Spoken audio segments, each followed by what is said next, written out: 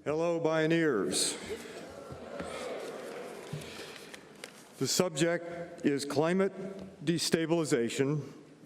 It isn't global warming or just even climate change. It's climate destabilization. What kind of issue is it? Well, we've thought about that for several decades. It's been called the perfect problem because it invites procrastination, disbelief, controversy, finger-pointing, grandstanding, and a whole bunch more. It's caused by an addiction to cheap energy. And so it is a bit like slavery, which was also cheap. But unlike slavery, climate destabilization is permanent. 20% of the carbon a day will be there several thousand years from now. If you're biblical, and I know this is a biblical seance, it's like the Garden of Eden story, but we, not God, are evicting ourselves from the only paradise humans have ever known. The geologists call it the Holocene. It's the era in which we became everything that we've become. Our best, our worst, our poetry, our culture, our wars, our science, our loves, our hatreds, but that is the era of the Holocene. What lies ahead if we don't act quickly and smartly is a hotter, more capricious, and more threadbare world. And it's not God that's evicting us, it's we ourselves. But whatever the narrative, the science is clear. We've had warnings that began at least 50 years ago, and with increased rigor and urgency ever since. So why have we not responded? Well, a Yale study that came out this week said that we just don't know very much about it. 63% of the American public are aware that something is going on, but only in the Yale study, 8% know really very much about why it's going on. So we don't know very much. And why don't we know very much? Don't ask me. Ask the Koch brothers of Wichita, Kansas. Read the Jane Mayer story about the Koch brothers in the September 11 issue of New Yorker magazine, and you'll find out more. They're the money behind lots of malicious mischief. Ask Chief Justice of the U.S. Supreme Court John Roberts and Samuel Alito why corporations have the right to buy elections and do it in secrecy. Ask anyone who will listen why the unscientifically or uneducated people like Glenn Beck or Sean Hannity or Rush Limbaugh have become the arbiters of our future, or would like to be unless we intervene. Ask everyone how we can take back the public commons, the airwaves, from the likes of Rupert Murdoch, who holds an intelligent public in complete contempt. Or just ask a good lawyer, and he'll tell you, follow the money. Oh, we need a Tea Party movement, all right, but one based on science, foresight, fairness, and a larger spirit. We need a Tea Party like the original Tea Party that defends the right of all people to be represented in decisions that affect them. It's called democracy, not plutocracy. We need a Tea Party that aims to preserve life and liberty and property of posterity, and a Tea Party that is powered by sunlight, not BS.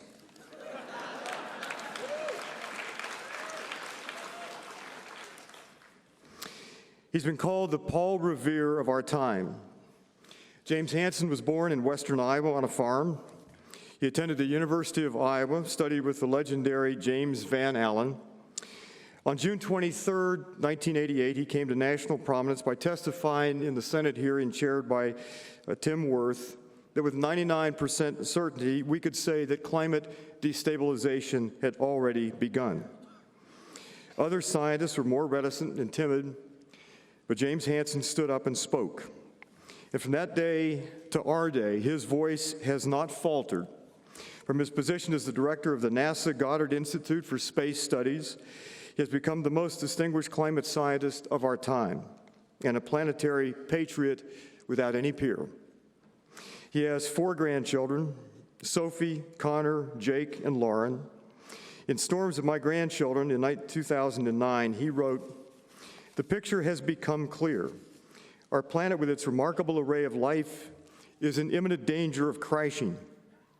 Yet our politicians are not dashing forward. They hesitate. They hang back. Therefore, it is up to you. You will need to be a protector of your children and grandchildren. I'm sorry to say that your job will be difficult. Special interests have been able to subvert our democratic system, but we should not give up on the democratic system. Quite the contrary, we must fight for the principle of equal justice. Civil resistance may be our best hope." That crying is appropriate. It is crucial for all of us, especially young people, to get involved. It is our last chance. Please join me in giving a Bioneers welcome to a true hero of Earth, James Hansen.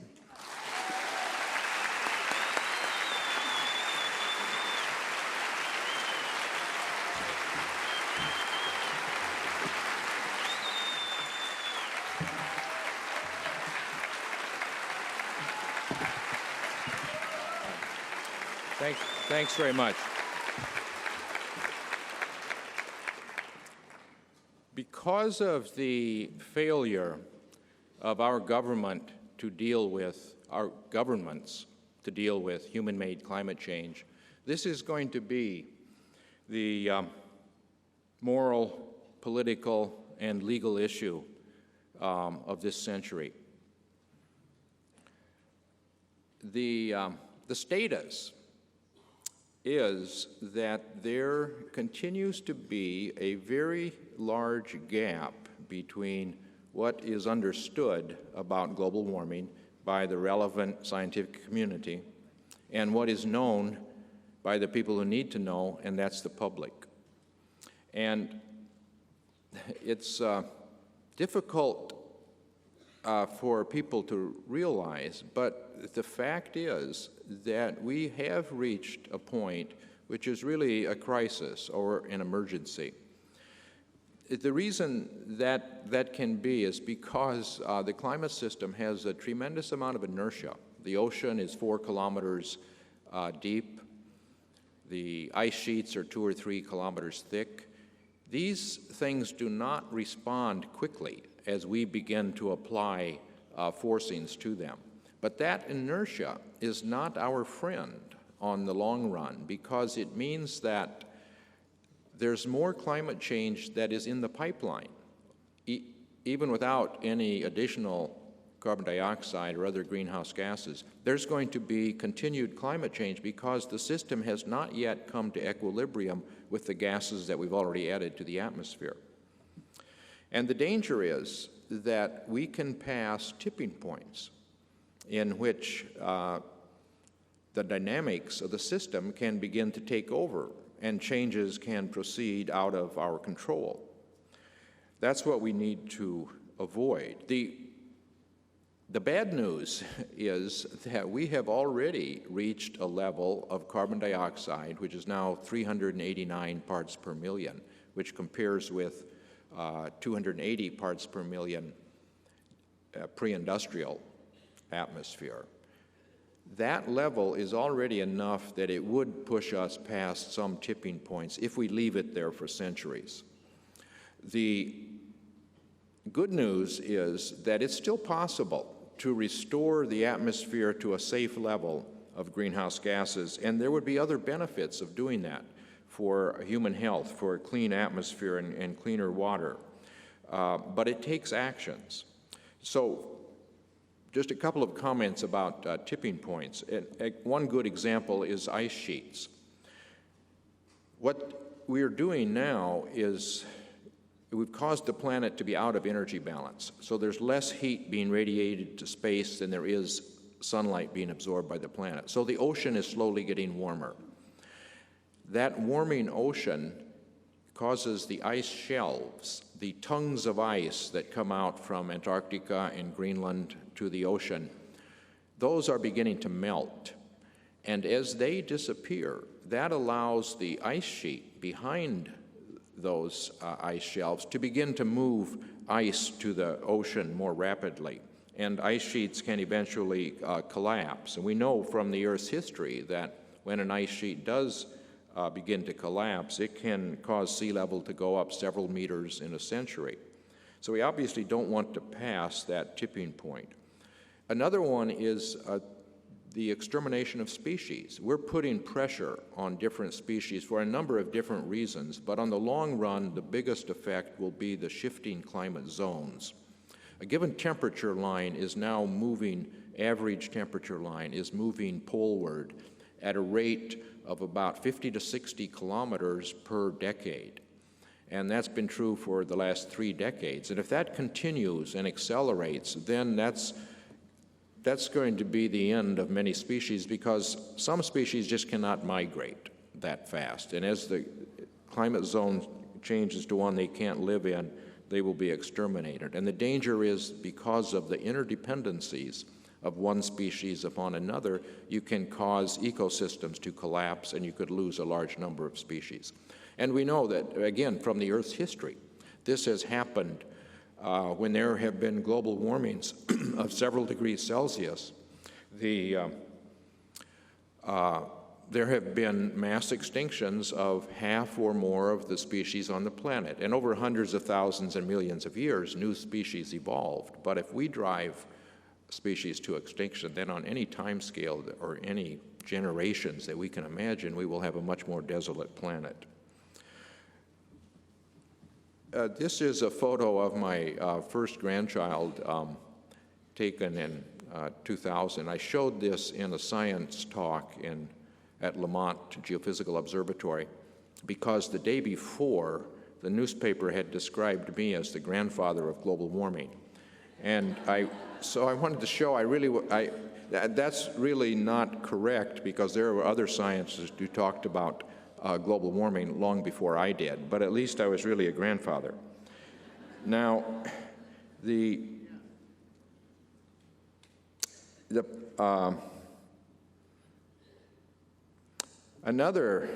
one effect that my grandchildren had, shortly thereafter I had a second grandchild, and by the middle of the decade, I decided that I didn't want my grandchildren to say that Opa understood what was happening, but he never made it clear. Because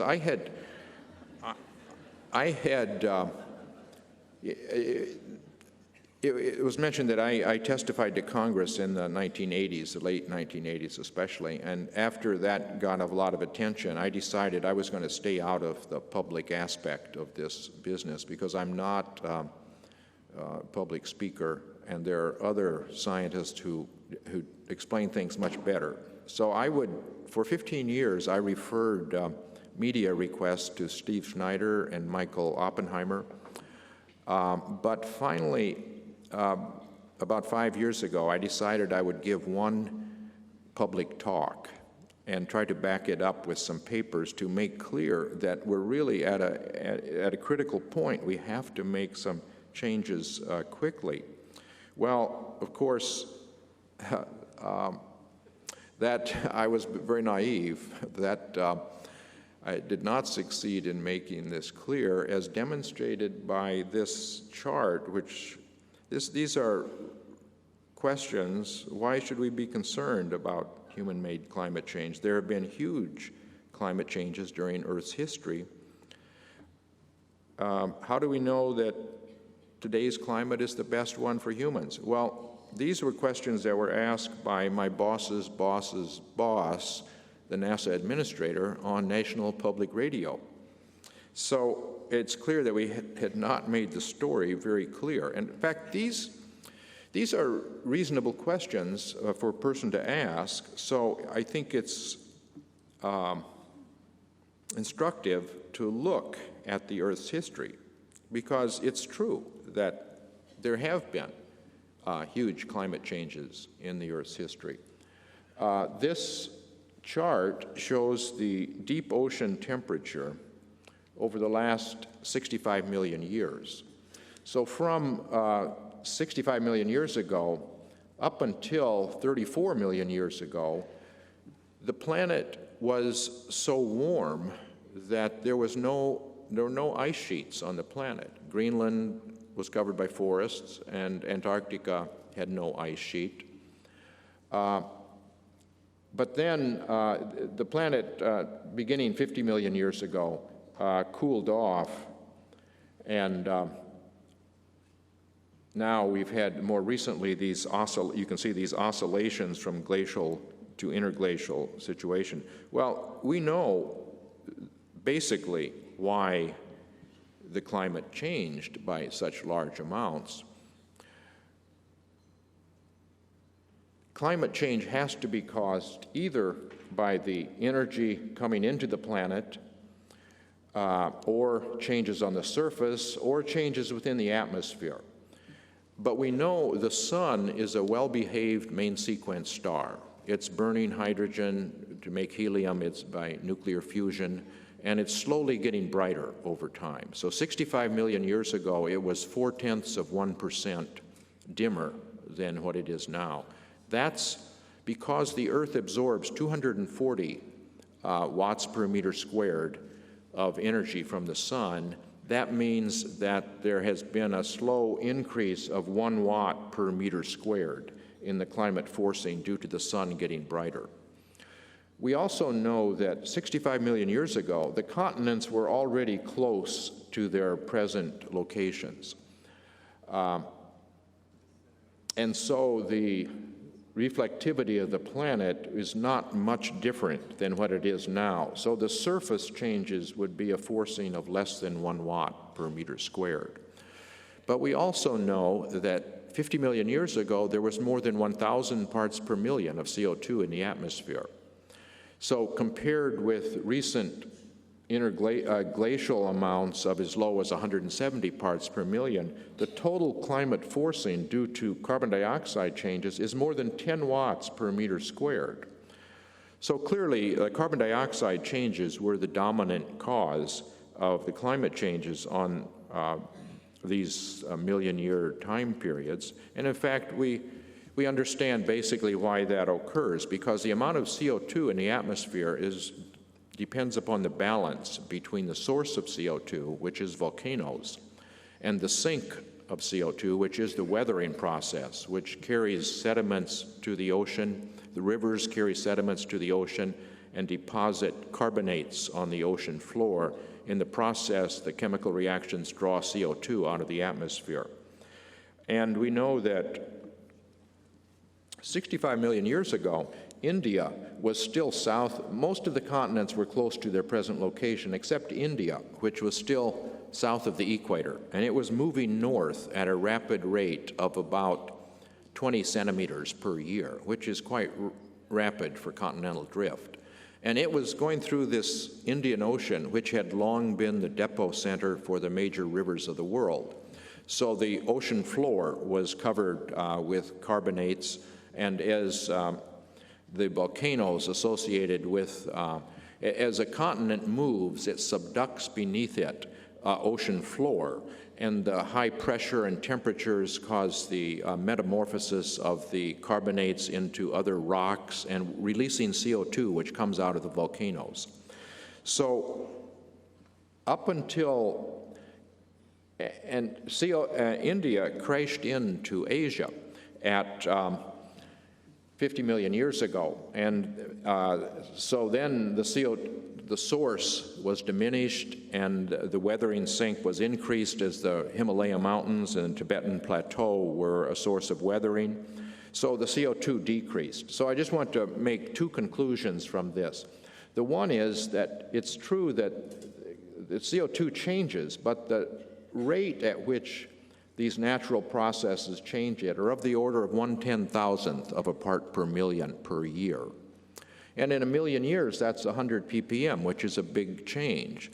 But humans are now changing CO2 at 2 ppm per year. So we are completely in charge of the atmospheric composition, and humans are going to determine the climate. So even though on long time scales, the climate could change naturally, humans are now the main source of the change. And we can also look around the planet and see how is it responding to the changes in atmospheric composition that have occurred already. We see in the Arctic, for example, that the amount of sea ice fluctuates from year to year based on the weather that summer in the Arctic, but the amount of sea ice is decreasing quite rapidly. As we've lost, at the end of the summer, we now have about 30% less sea ice than we did a few decades ago. And the Northwest Passage has been open a couple of years in recent years because of the reduced sea ice. It's difficult to believe that the Greenland ice sheet can be stable when we get to a point where there's no sea ice left in the Arctic, which is going to be the situation within a few decades. The amount of area on Greenland that has melting, shown by the red area, fluctuates from year to year depending upon the weather, but the area is increasing. And that meltwater on the surface will go to a low point, burrow a hole through the ice sheet, and go all the way to the base of the ice sheet, where it lubricates the base of the ice sheet and increases the discharge of these giant icebergs to the ocean. Global warming also causes the atmosphere to hold more water vapor, so you get more snowfall on the ice sheets. But, of course, common sense would tell you that as the planet gets warmer, those ice sheets are probably going to get smaller. And we can now prove that with the gravity satellite, which measures the gravitational field of the Earth with such a high precision that we can see the changes in the ice sheet's mass. Greenland is now losing mass at a rate of more than 200 cubic kilometers per year, and Antarctica more than 100 cubic kilometers per year. And the worrisome thing is that the rate at which it is losing mass is beginning to increase.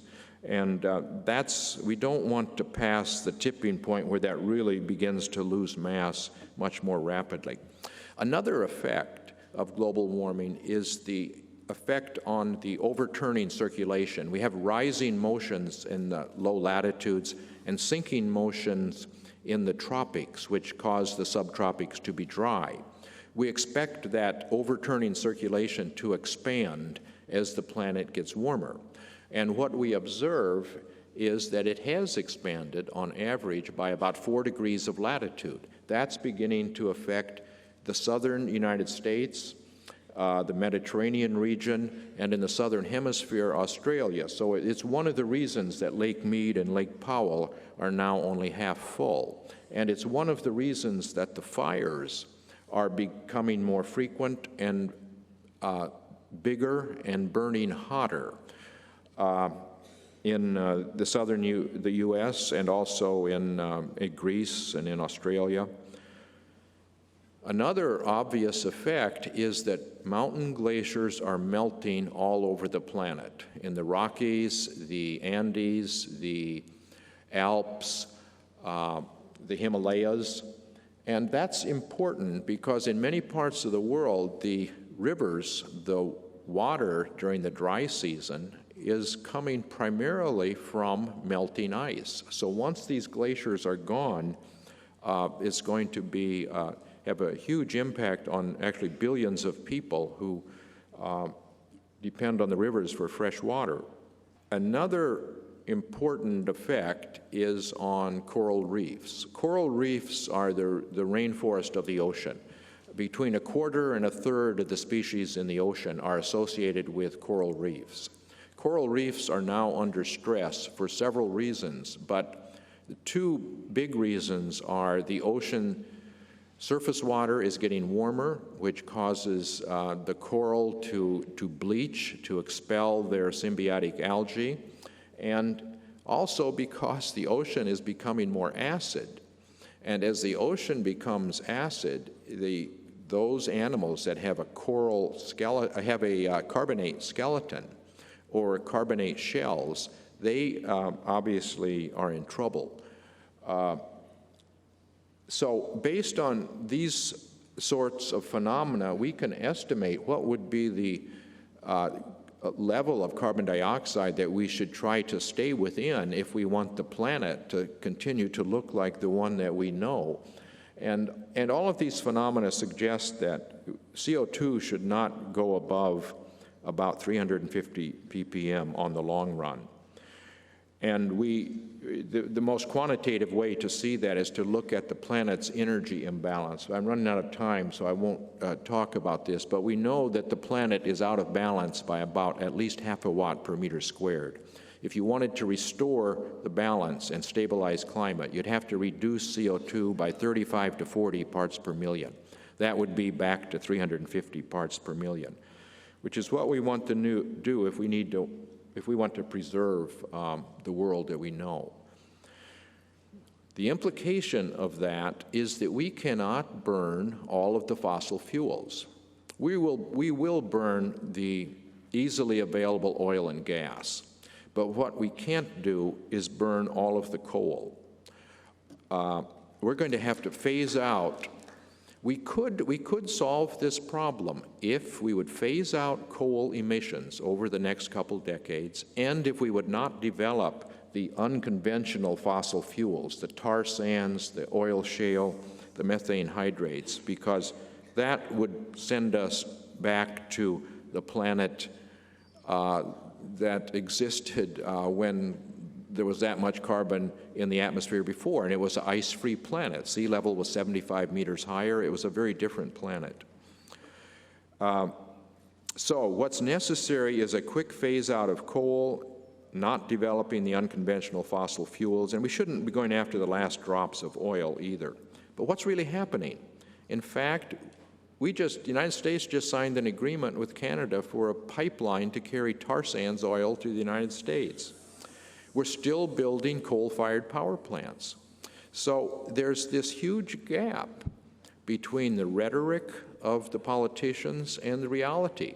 They say we have a planet in peril, but in fact, they're continuing policies that are basically business as usual. And our emissions, you can see that although we had most of the countries agreed to the Kyoto Protocol about a decade ago, but the emissions have actually increased. They were going up 1.5% per year prior to the Kyoto Protocol. Since then, they've gone up 2.5% per year.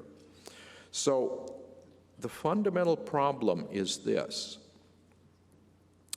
As long as fossil fuels are the cheapest energy, we will keep using them. They're cheapest partly because they're subsidized, but mainly because they don't have to pay their costs to society. More than 1 million people a year die of air and water pollution, and many, many more have health impact, and yet all those costs are borne by the public. The fossil fuel companies don't pay for that, nor do they pay for the damage to the environment or to the future of young people.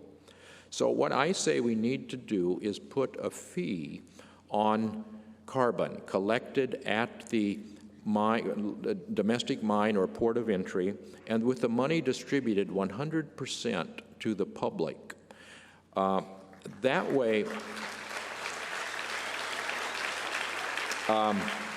that would stimulate the economy. It would allow us to move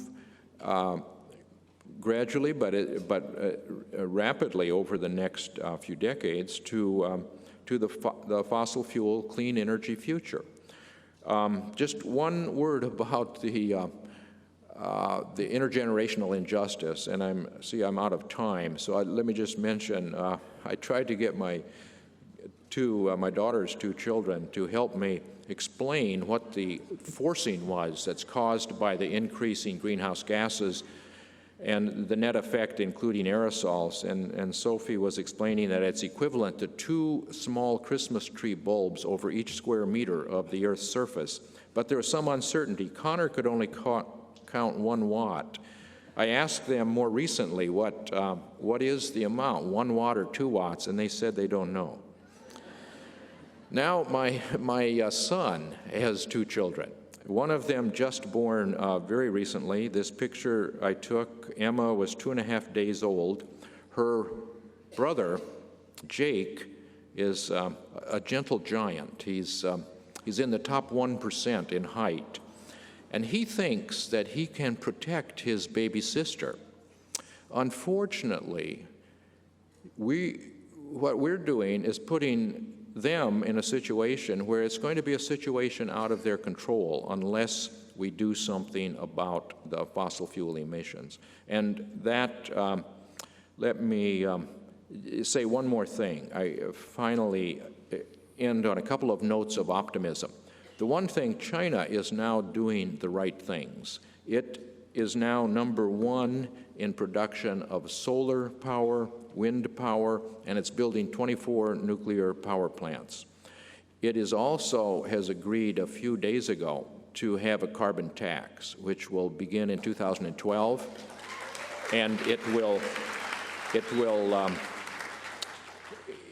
gradually rise over time. But the final thing I want to mention is that, our country was established on the concept that all people are created equal. It's the first sentence of the Declaration of Independence says it's self-evident fact. And the Constitution puts that concept that leads in the Constitution to the concept of equal protection of the laws. Well, young people are people also, and they deserve equal protection of the laws. And just as the courts, I think, are less subject to money, fossil fuel money, than the executive and legislative branches. And I think that just as the civil rights were gained by minorities through this equal protection of the laws, that we need to use the courts to tell the government to give them their plan. Just as they had to give a plan for desegregation, they should give a plan for how they're going to phase down their emissions.